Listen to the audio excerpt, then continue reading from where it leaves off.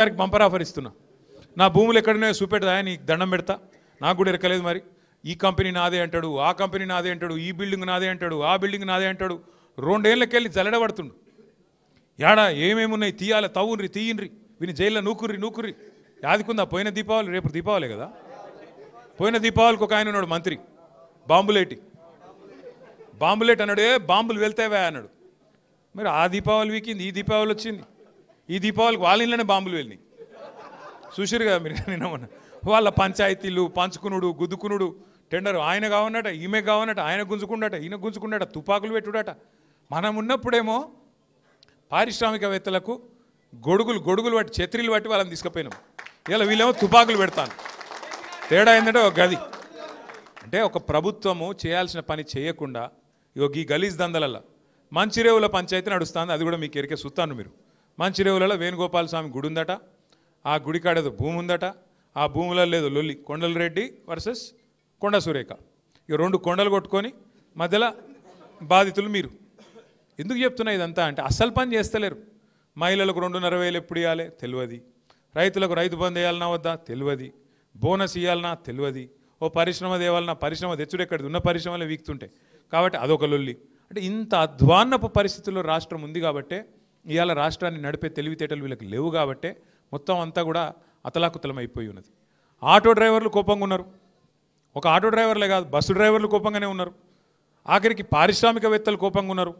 వ్యాపారం చేసుకునే బిజినెస్ వాళ్ళు కోపంగానే ఉన్నారు. మహిళలు కోపంగా ఉన్నారు. ఈ రాష్ట్రంలో కోపంగా లేని వాళ్ళు ఎవరో ఒకరిని చూపెట్టు నాకు. ఫలానా వర్గానికి మంచిగా చేసినా నేను, వాళ్ళు నాకు ఓటేయాలి ఫలానా కారణం అని చెప్పేది ఏదైనా ఉందా? మైనారిటీ సోదరులకు మాటలు చెప్పారు. ఏం చెప్పారు? 4,000 కోట్ల బడ్జెట్ పెడతా, మైనారిటీ सब प्लान పెడతా. क्या करे फिर आप? लगाए सब प्लान. माइनॉरिटी को आज तक एक एमएलए नहीं दिए, एक एमएलसी नहीं दिए, एक मिनिस्टर भी नहीं दिए. और 4,000 करोड़ बजट बोले. कहाँ है 4,000 करोड़ बजट? रमज़ान का जो तोहफा मिलता था केसीआर साहब के टाइम पे, वो भी ख़त्म, उसको भी ख़त्म कर दिया आप. अगर हैदराबादी लैंग्वेज में बोलना है, हैदराबादी लैंग्वेज में अगर बोलना है, पूरा तेलंगाना को और हैदराबाद को बैगन में मिला दिए, बैगन में मिला दिए. अरे क्या करे आप?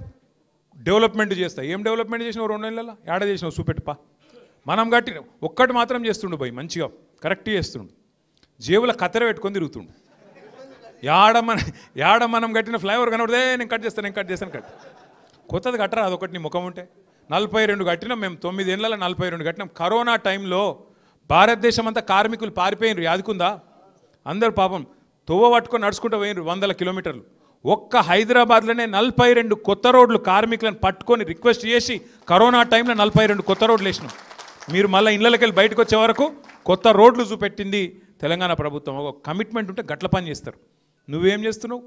ఉన్న రోడ్లకు పొక్కలు కూడా ఉడుస్తలేడు, చెత్త తీసేవాడు లేడు, ఆటో వాడు టైంకు రాడు, కరెంటు చక్కగా రాదు. ఇప్పుడు కొత్తగా మంచి ఇళ్ళకు బిల్లులు వస్తున్నాయి. హైదరాబాద్లో రాజేంద్రనగర్లో కేసీఆర్ గారు ఫ్రీ వాటర్ ఇస్తే జూబ్లీ హిల్స్లో, నువ్వు వచ్చినాక ఇప్పుడు వాటర్కు బిల్లులు కట్టమని చెప్పి బిల్లులు పంపుతున్నావు ఇంటికి. కరెంటు చక్కగా వస్తలేదు, అధ్వానపు పరిస్థితున్నది. అందుకే నేను మిమ్మల్ని కోరేది, 2 ఏళ్లలో ఏం చేయనోడు ఇంకేదో 2 ఏళ్ళు నాకు అవకాశం ఇస్తే ఇంకేందో చేస్తా. మీ ఎమ్మెల్యే సాబ్ కూడా పోయిండు రాజేంద్రనగర్. ఆయన డెవలప్మెంట్, ఎవరో డెవలప్మెంట్ కోసం పోయినావు? వస్తాయి, అన్ని బయటకు వస్తాయి, భయపడకురి. సుల్తాన్పూర్ బయటకు వస్తుంది, ఘాసిమియా గూడ బయటకు వస్తుంది, అన్ని బయటకు వస్తాయి. ఎవరికి ఏం తెలియకుంటే ఏం లేము, అందరికి అన్నీ తెలుసు. ప్రభుత్వం మళ్ళీ 2 ఏళ్లలో వస్తుంది. ఎవరోళ్ళని ఏం చేయాలనో, ఎవరోళ్ళ సంగతి ఎట్లెట్లా తీయాలనో, ఎవరోళ్ళ బెండ్ ఎట్లెట్లా తీయాలనో తీసే బాధ్యత మాది. ఇదివరకు లెక్క ఉండదు. ఎవరి డెవలప్మెంట్ కోసం పోయినావు, ఏమిటికి పోయినావు, ఏం ఆశించిపోయినావు, ఏం కథలు పడుతున్నావు, ఫైమ్ గాడు ఏం చేస్తుండో, ఎవడేం చేస్తుండో అన్నిరికే అందరి జాతకాలు తెలుసు. ఎవడెవడేం చేస్తుండో మాకు కూడా ఎరికే. టైం వస్తుంది, అన్నిటికీ టైం వస్తుంది. ఇగో నేనేమంటున్నా అంటే, ఒక్కరోజుకే గింత ఎగిరిత పడితే ఎట్లా? ఒక్కరోజుకి ఒక్కసారి గవర్నమెంట్ రాగానే అడిమారి గుడి దెబ్బల గింత ఆగమవుతారు. సుతం పైన దేవుడు ఉన్నాడు, కింద ప్రజలు ఉన్నారు. మీరు తలుసుకుంటే ఎంత పెద్ద పోటుగాడైనా ఎక్కడికి పోవాలన్నా గాడికే పోతాడు. ఇవాళ రాష్ట్రం మొత్తం ఒకటే ఉన్నది, అందరి ఆలోచన కేసీఆర్ గారు తిరిగి ముఖ్యమంత్రి కావాల్సిందే, తెలంగాణ మళ్ళీ పట్టాలు ఎక్కాల్సిందే. తప్పకుండా జరుగుతుంది, తప్పకుండా జరుగుతుంది.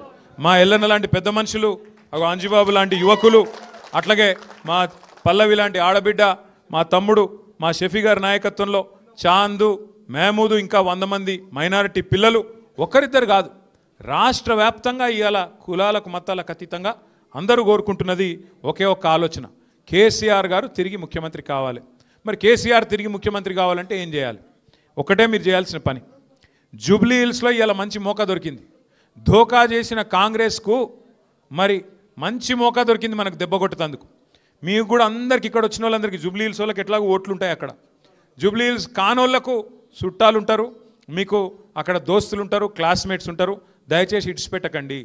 ఇప్పుడు కింద కాంగ్రెస్కు బుద్ధి చెప్పకపోతే మళ్ళీ దోసాలు తప్పించుకుంటారు వాళ్ళు.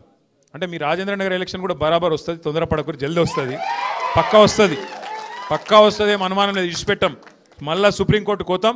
స్పీకర్ సారే మనం అటు ఇటు చేస్తే కూడా ఇడిచిపెట్టాం. మేము దోస్తానా లోపల చూసుకుంటామని అవి నడువాయిడ బరాబర్. మన పార్టీ అవు మొన్న మీ ఎమ్మెల్యే గారు పోయి అడిచినట్ట కదా, మన పార్టీలోనే ఉండేట కదా. మరి ఏమా వెళ్ళన్నా మరి మన పార్టీలో ఉంటే ఇడికి రాలేదేమే, రావాలి కదా మరి, నిన్ను ఆయనే చేసుకోవాలి కదా. అంటే ఎంత గలీజ్ అంటే పరిస్థితి, నువ్వు ఏ పార్టీలోనో కూడా చెప్పుకోలేవా? గంత ధైర్యం కూడా లేదా? ఇంకా ఎంత ఘోరం అంటే ఆయన ఒక ఆయన కడియం శ్రీహరి అనే పెద్ద మనిషి ఉన్నాడు, నేను చాలా నీతివంతునని చెప్పుకుంటాడు. ఆయన అడిగిరు మొన్న పోయి, ఏమని, ఏ పార్టీలోనో అని. నేను ఏడు ఉండాలనో గాడినే ఉన్నా అంటే. ఈ మాటలు ఎందుకు ఇంత రాజకీయం చేసి గిన్నిసార్లు గెలిచి గింత దరిద్ర పరిస్థితిని తెచ్చుకోవాలి? చెప్పు, నేను కాంగ్రెస్లో చేరినా అని చెప్పు. గంత భయం అవుతుంది ఎలక్షన్కి పోదామంటే? నువ్వు నిజంగానే కొంత సిపాయి అయితే, నిజంగానే జనంలో నువ్వు ఏదో పీకి పందిరేసింది ఉంటే నువ్వు నీ రేవంత్ రెడ్డి రా ఎలక్షన్లో పోదాం, చూసుకుందాంపా. ప్రజలు చెప్తారు కదా రాజేంద్ర నగర్లో ఎవరేం చేసిర్రు, ఎవరెంత గొప్పోళ్ళు, ప్రజల ఎవరికి అభిమానం ఉంది, ఎవరికి అభిమానం లేదు, ప్రజలు చెప్తారు. గదానికి భయపడి పదవి కోసం గింతగానమ్మా. ఆ గబ్బిలం కదా సూరు పట్టుకొని ఎలాడుతుంది చూడు, అట్లా పదవి పట్టుకొని సిగ్గు లేకుండా నేను బీఆర్ఎస్లోనే ఉన్నాను స్పీకర్కి చెప్తావు, బయట పోయి కాంగ్రెస్ కండువాలు కప్పుతావు.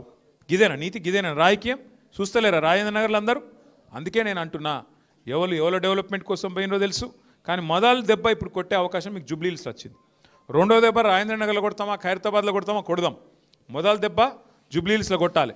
తిరిగి మన జైత్రయాత్ర జూబ్లీ హిల్స్కేంచే మొదలు కావాలి. దయచేసి కార్తిక్ ఆల్రెడీ షేక్పేట్ల ఇన్ఛార్జ్ తీసుకున్నాడు, కష్టపడుతున్నాడు, తిరుగుతున్నాడు. సబితక్క కూడా ఇప్పుడు అంజుబాబును, పల్లవిని, మా లక్ష్మారెడ్డి గారు సబితక్క కలిసి వారు కూడా జాయిన్ చేసిండ్రు. మా తమ్ముడు షఫీ కూడా ఇలా రేమత్ నగర్కి వెళ్ళి వాళ్ళని ఒక 100 మందిని తెచ్చిండు. ఇట్లా ఒక్కొక్క